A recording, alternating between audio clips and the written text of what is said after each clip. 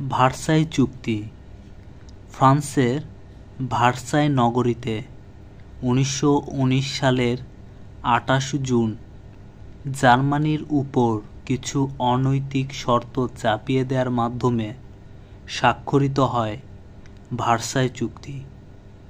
কম্পিয়েনের বনাঞ্চলে ট্রেনের বগিতে বসে করা অস্ত্রবিরতি চুক্তির পরবর্তী ধাপ হিসেবে করা হয় এই চুক্তি।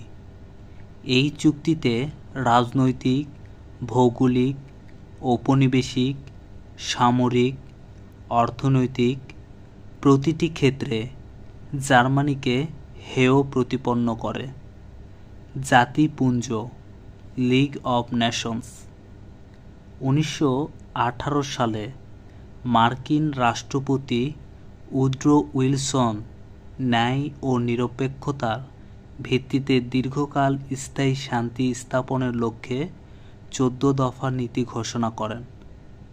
এই চতুর্দশ নীতির 14 নম্বর ধারায় বিশ্বশান্তি রক্ষার জন্য তিনি একটি আন্তর্জাতিক সংগঠন গড়ে তোলার প্রস্তাব করেন। তার প্রস্তাবের পরিপ্রেক্ষিতে ভার্সাই চুক্তিতে জাতিপুঞ্জের গঠনতন্ত্র গৃহীত হয়। 10 জানুয়ারি 1920 ভার্সাই চুক্তি কার্যকর হলে 42টি দেশ নিয়ে যাত্রা শুরু হয় জাতিপুঞ্জের। সুইজারল্যান্ডের জেনেভায় সদর দপ্তর স্থাপিত হয়। জাতিপুঞ্জের সবচেয়ে গুরুত্বপূর্ণ অঙ্গসংস্থা ছিল কাউন্সিল। কাউন্সিলের স্থায়ী সদস্য ছিল 5, যথা যুক্তরাষ্ট্র, যুক্তরাজ্য, ফ্রান্স, ইতালি এবং জাপান। কিন্তু মার্কিন সিনেট ভার্সাই চুক্তি অনুমোদন না করায় যুক্তরাষ্ট্র জাতিপুঞ্জে যোগ দিতে পারেনি।